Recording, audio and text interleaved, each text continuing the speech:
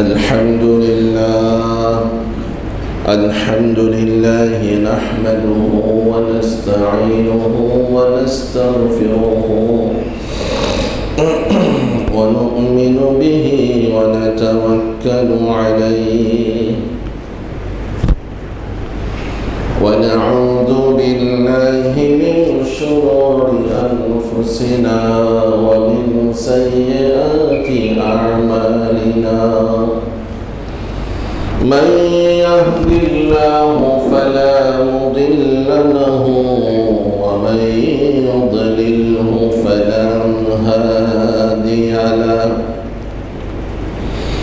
ونشهد أن لا إله إلا الله وحده لا شريك له ونشهد أن سيدنا وسندنا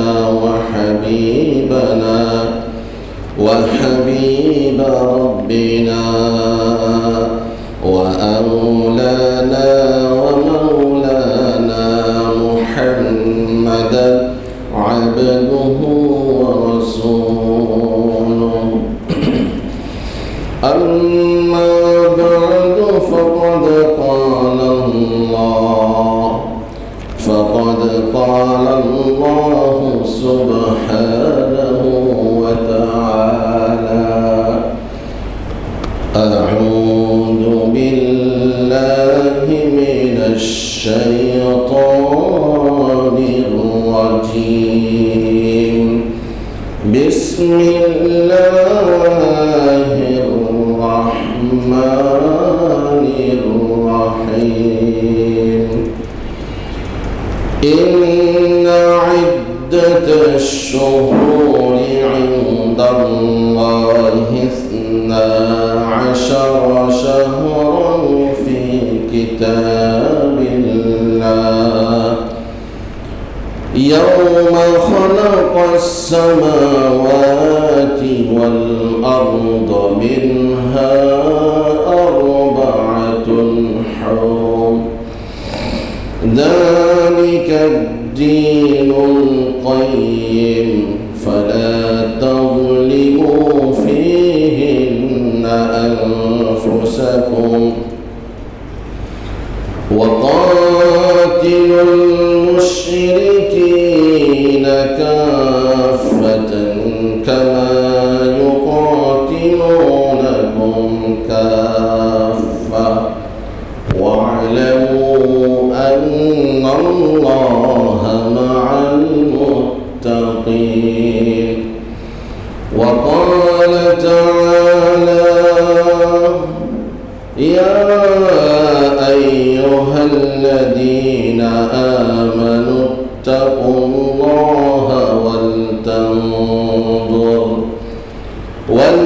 ولتنظر نفس ما قدمت لغد واتقوا الله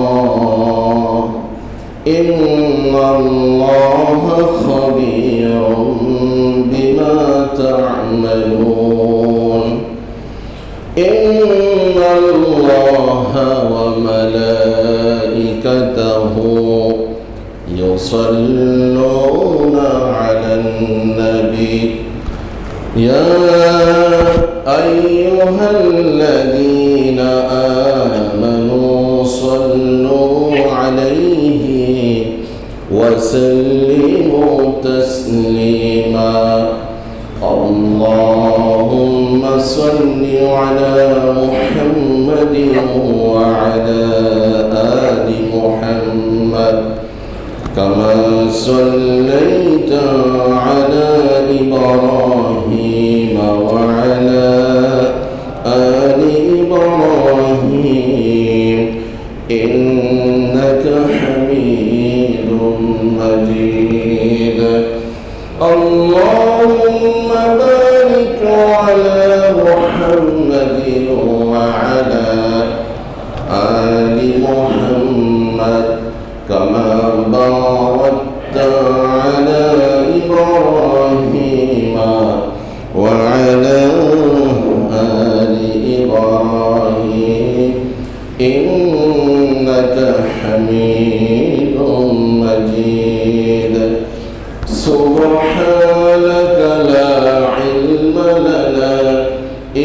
إلا ما علمتنا إنك أنت العليم الحكيم جزا الله عنا محمدا بما هو أهله رب اشرح لي صدري ويسر لي أمري واحلل عقدة من لساني يفقه قولي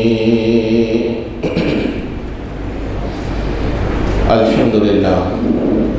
উপস্থিত হযরত উলামায়ে কেরাম, মুসল্লিয়ানে আযম, সর্বস্তরের দ্বীনী ভাইরা, আমরা সর্বপ্রথম আমি আমার পক্ষ থেকে আপনাদের সকলকে একটি হিজরি নববর্ষের শুভেচ্ছা জানাচ্ছি। আহলান সাহলান মারহাবান তাইয়িবান। আমরা মহান রব্বুল আলামিনের দরবারে শুকরিয়া আদায় করছি, যিনি আমাদেরকে আমাদের হায়াতে বারাকাহ দান করে সুস্থতার সহিত যথাসময়ে তার ঘর মসজিদে সালাতুল জুমআ আদায়ের উদ্দেশ্যে উপস্থিত হওয়ার সৌভাগ্য দান করেছেন। তার দরবারে বিনীতভাবে সমস্বরে শুকরিয়ার বাণী আদায় করি, সকলেই বলি আলহামদুলিল্লাহ।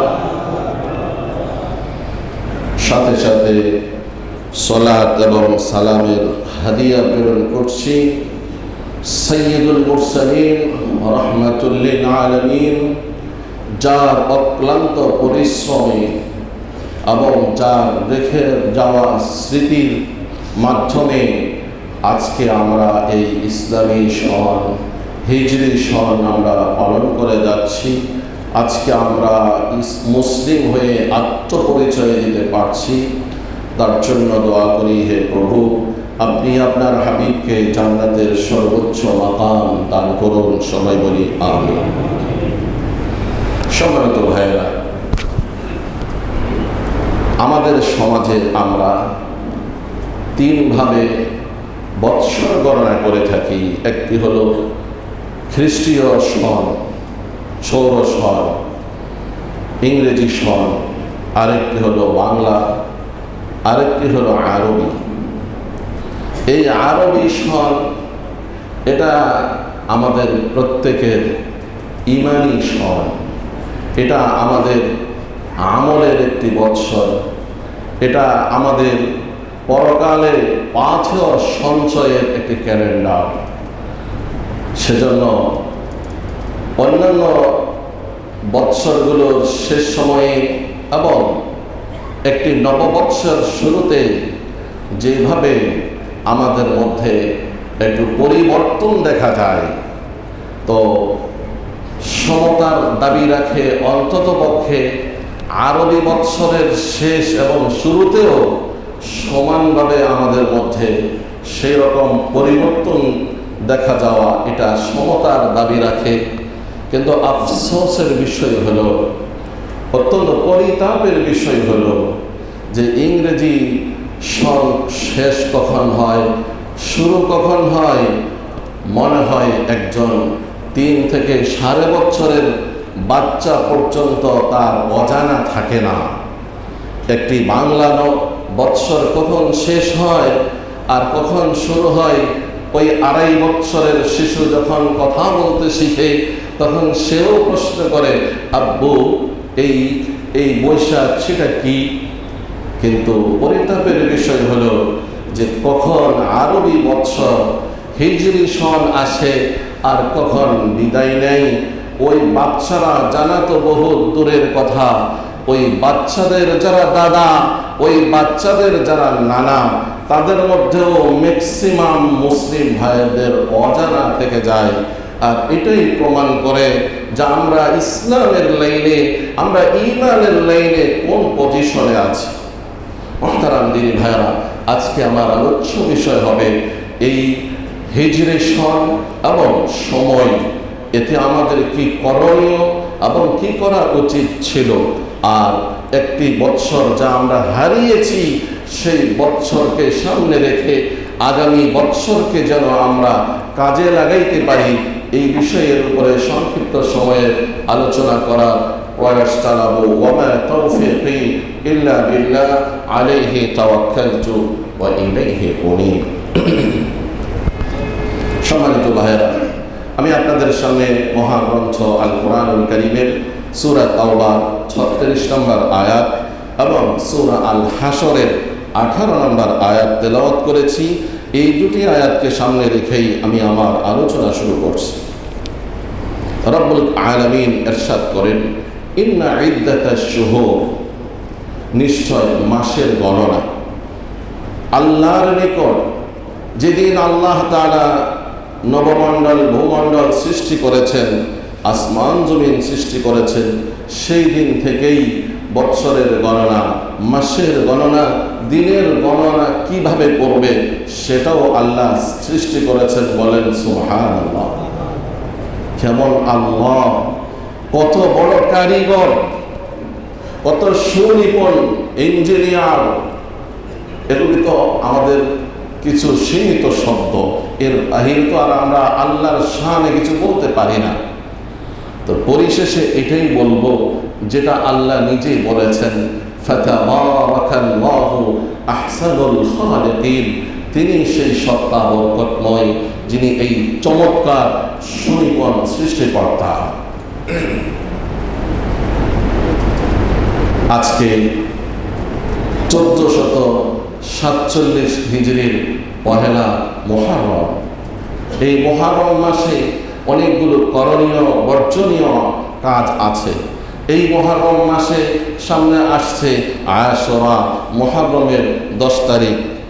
এতে একটি সিয়ামের কথা আছে, যে সিয়াম পালন করলে 1 বৎসর অতীতের গুনাহ মাফ হয়ে যাবে। সুবহানাল্লাহ।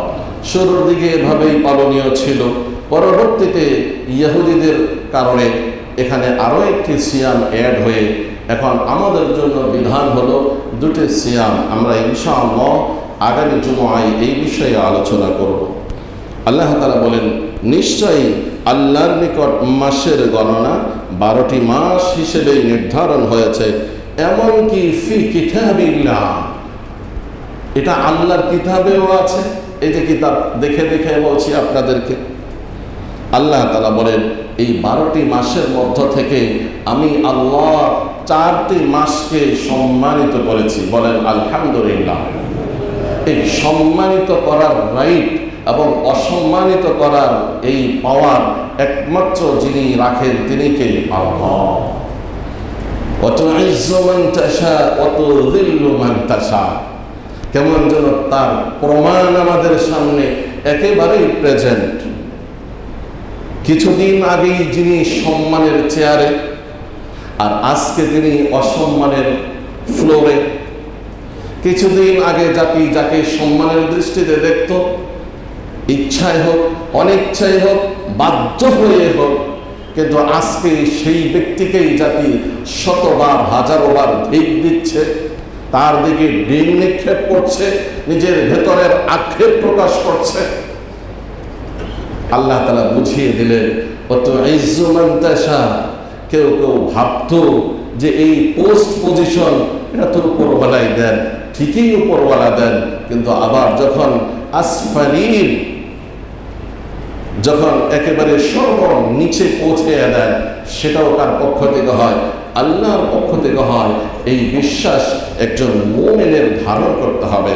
আল্লাহ তাআলা বলেন, সম্মানের মালিক তো আমি, 4টি মাসকে আমি সম্মানী করেছি, এই মাসগুলোতে তোমরা জুলুম করবে না নিজেদের উপরে।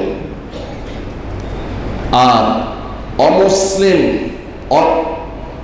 মুশরিকরা তোমাদের সাথে কখনো বন্ধুত্ব সুলভ আচরণ করবে না। এরা সব সময় তোমাদের সাথে তোমাদের বিরোধিতা করে যাবে, কিতাল করবে, লড়াই করবে। তোমরাও তাদের সাথে এই বিরোধিতা করে যাবে, কখনো সমঝোতায় আসবে না। বরং মুশরিকদের সাথে বিধান একটাই, তাদের সাথে লড়াই। ওয়াকাতিলুল মুশরিকিনা কাফাতান কামা ইউকাতিলুনাকুম কাফা, যেমন তারা তোমাদের সাথে লড়াই করে, তবে তোমরা শক্তি এবং হিম্মত হারা হবে না। জেনে রাখো, ওয়া'লামু আন্নাল্লাহা মা'আল মুত্তাকিন, নিশ্চয় আল্লাহর সাহায্য আছে মুত্তাকিদের সাথে। বলি আলহামদুলিল্লাহ। সম্মানিত ভাইয়েরা, সূরা হাশরের 18 নম্বর আয়াতে কেমন যেন আমাদের চোখের দিকে ইশারা করে, আঙ্গুল দিয়ে ইশারা করে আল্লাহ পক্ষ থেকে বলে দেওয়া হচ্ছে, হে মুমিনগণ, গত একটি বছর 1446 হিজরিতে তোমরা কি করেছ, কতটুকু সঞ্চয় করেছ, আমি আল্লাহর দরবারে কি পরিমাণ পাঠানোর সুযোগ তোমরা লাভ করেছ।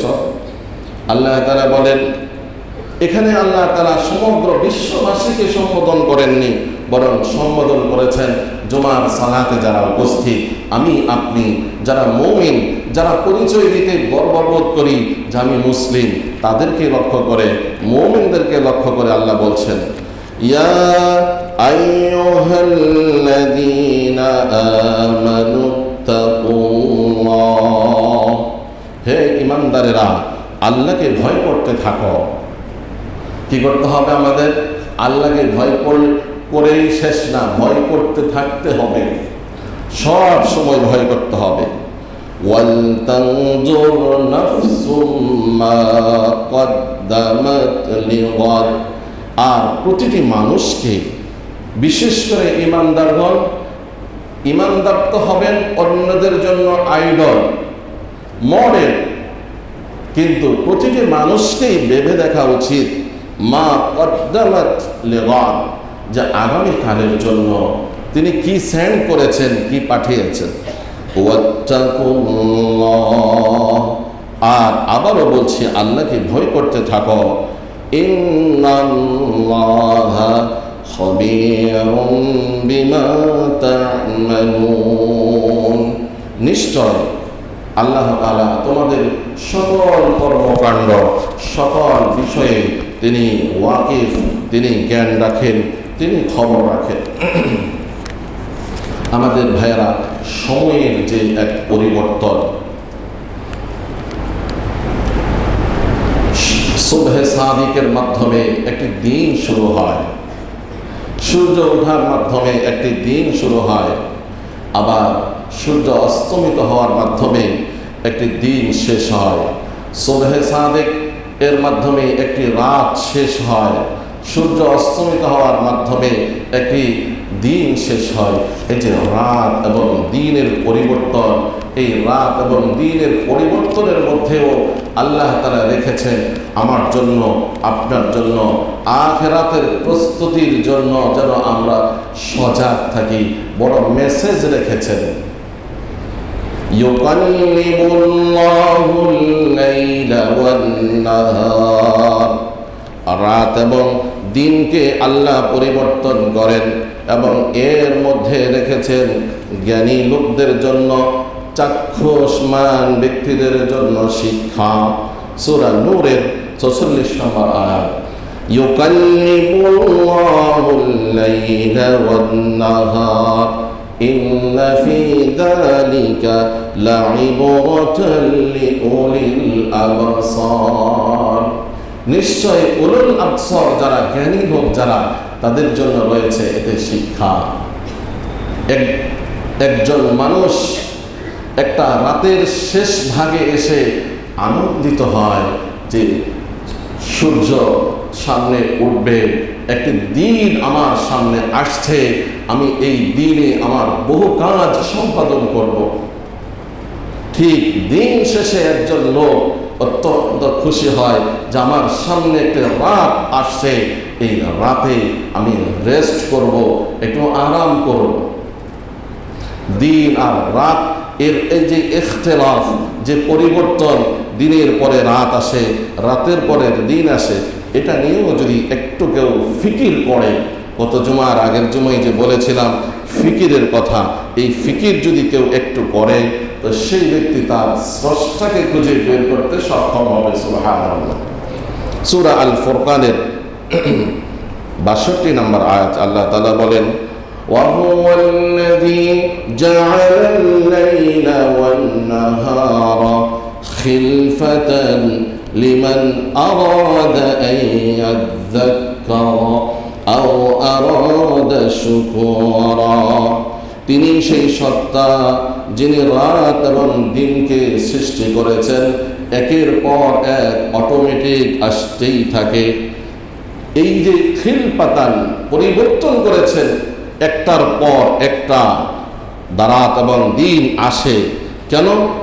লিমান আরাদা, যে ব্যক্তি ইচ্ছা পোষণ করে, আইয়াদ্দাক্কারা, যে সে এখান থেকে নসিহা গ্রহণ করবে, উপদেশ গ্রহণ করবে, আও আরাদা শুকুরা, আর যে ব্যক্তি চায় যে সে আল্লাহর শুকরিয়া আদায় করবে, শুকরগুজার বান্দা হবে।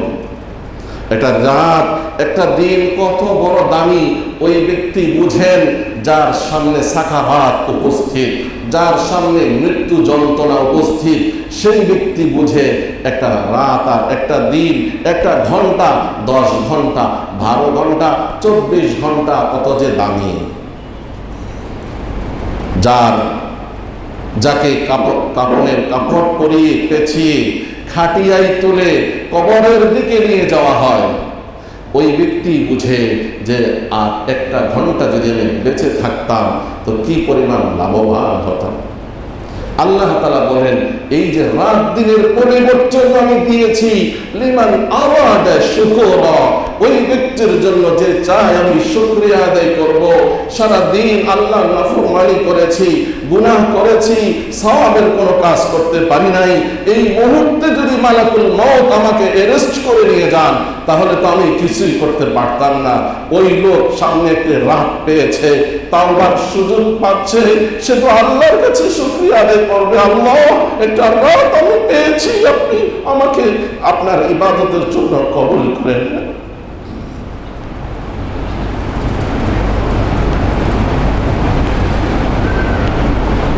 সময় কত বড় নিয়ামত, এই সময়কে কতবার আমরা অপচয় করি।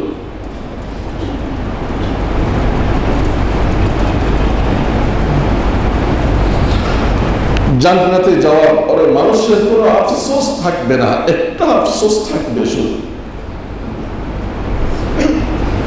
যে যত বড় জান্নাতি হবে তার আফসোস থাকবে, সেটা হলো দুনিয়াতে সময়কে কেন আরো বেশি মূল্যায়ন করিনি। আমার ভাইয়েরা, এই যে সময় বড় নিয়ামত, এটা কে দিয়েছে? আল্লাহ দিয়েছে। এই সময় আল্লাহ প্রদত্ত বড় নিয়ামত, এই সময়কে কাটাইতে হবে আল্লাহর ইচ্ছা অনুযায়ী। আপনারা মনে কষ্ট নেবেন না, আমরা এমনভাবে পরিবর্তিত হয়ে গেছি, এখন আর ভালো কথাগুলো আমাদের কাছে ভালো লাগে না। দরকার তো ছিল আমার 24 ঘন্টা সময়ের মধ্য থেকে ম্যাক্সিমাম সময় আমি যিনি সময় দিয়েছেন তাকে দেব। আর তিনি এরকমও বলেননি যে আমাকে সময় দেওয়ার অর্থ হলো যে তুমি এক কর্নারে চলে আসো, তোমার স্ত্রী ছেলে মেয়েকে বর্জন করো, সেটা তিনি বলেননি। তিনি বলেছেন তুমি তোমার স্ত্রীকে সময় দাও, আমার বিধান অনুযায়ী সময় দিলে সেই সময় আমি আল্লাহকে দেওয়া শামিল হয়ে যাবে। সুবহানাল্লাহ। তুমি তোমার সন্তানকে সময় দাও, কিন্তু সেই সময় দেওয়াটা যদি আমি আল্লাহর ইচ্ছা অনুযায়ী হয়ে যায় তো ওই সন্তানকে সময় দিয়েছ ঠিকই, কিন্তু এটা কেমন জানে আমি আল্লাহকে সময় দিয়েছি। আমরা জরুরতে বাজারে যাই আমার প্রয়োজন পুরো করার জন্য, কিন্তু সেখানে গিয়েও যদি এই বাজারটা ইসলামের নিয়ম অনুযায়ী করা হয় তো বাজারে গিয়েও আপনি আখিরাত কামাইলেন। সুবহানাল্লাহ। হাদিসে একটি দোয়ার কথা আসছে, বাজারে গিয়ে এই দোয়াটি পাঠ করলে আল্লাহ তাআলা তাকে 20 লক্ষ নেকি দান করবেন। সুবহানাল্লাহ। সম্মানিত ভাইরা, এইভাবে বৎসর শেষ হবে, আরেকটা বৎসর শুরু হবে, কিন্তু আমাকে সচেতন হতে হবে আমি কি করলাম। একজন জনৈক কবি তিনি বলেন, এই কবিতাটি আরবি কবিতা, লাখো লাখো মাদ্রাসায় পড়ানো হয়। ইয়াসুরুন নাস মা যাহাবাল লায়ালি ওয়ালাকিন্না যিহাবাহুন্না লাহু যিহাবা। রাত দিনের পরিবর্তন, দিন শেষ হয়ে রাত আসে, রাত শেষ হয়ে দিন আসে, একটা বৎসর শেষ হয়ে নতুন বৎসর আসে। এই জিনিসটা মানুষকে আনন্দ দেয়, আনন্দিত করে। কবি বলেন, কিন্তু আমি এমন এক ব্যক্তি ব্যতিক্রমী যে এটা আমাকে আনন্দিত করে না, এটা আমার দুঃখকে, বেদনাকে আরো বৃদ্ধি করে দেয়। কারণ তিনি মনে করেন একটা বৎসর চলে যাওয়া মানে আমার লাইফ থেকে 365 দিন মাইনাস হয়ে গেল। একটা ঘন্টা চলে যাওয়া মানে আমার নির্ধারিত অংশ থেকে একটা ঘন্টা মাইনাস হয়ে গেল। অনেক সময় আমাদের কথার প্রয়োজনে, আলোচনার তাকিদে আমরা মসজিদে, আমরা বলতে যারা আলোচক তারা একটু বেশি সময় নিয়ে নেন। কখনো এতে নার্ভাস হব না, বরং ভাববো আল্লাহ আপনি পছন্দ করেছেন বলে আমার সময় থেকে বেশি সময় আপনি কবুল করে নিয়েছেন, আলহামদুলিল্লাহ। আমরা যখন দুনিয়াবি কাজ করি, আমরা যখন মোবাইল ব্যবহার করি, কত সময় নষ্ট হয়। স্ত্রী ডাকতেছে, খাবার রেডি, আসো, বলে যে এ আসছি, একটু পরে আসছি, এ আসছি বলতে আধা ঘন্টা শেষ, 1 ঘন্টা শেষ। আমি কি কখনো ভেবে দেখেছি এই আধা ঘন্টা 1 ঘন্টা কি কাজে আমি ব্যয় করছি? আলহামদুলিল্লাহ, সচেতন ব্যক্তি অনেকেই প্রয়োজনীয় কাজ করেন, সাধুবাদ, ধন্যবাদ। কিন্তু ম্যাক্সিমাম ক্ষেত্রে আমার যুবক ভাইয়েরা, আমার বোনেরা, আমার ভাইয়েরা, আমরা অনেকেই তো আজকের যেই মোবাইল, এই মোবাইলকে যেই পরিমাণ সময় দিই, আর যেই পরিমাণ সময়ে মোবাইল আমাদের কাছ থেকে ছিনিয়ে এনেছে, বড় ঘাতক। এটা হলো শয়তানের একটা প্রতিচ্ছবি। সে তো সবচেয়ে বড় সময়গুলো আমাদের নিয়ে নেয়। আমাদের তো উচিত ছিল শোয়ার আগে আল্লাহর নাম নিয়ে শুভ জিকির করতে করতে ঘুমাইতে থাকবো। কিন্তু এই মোবাইল এই সুযোগটা আমাদের থেকে নিয়ে নিয়েছে। সে আমাদের মাথার মধ্যে ঢেলে দেয় দেশে কোথায় কি হচ্ছে না হচ্ছে।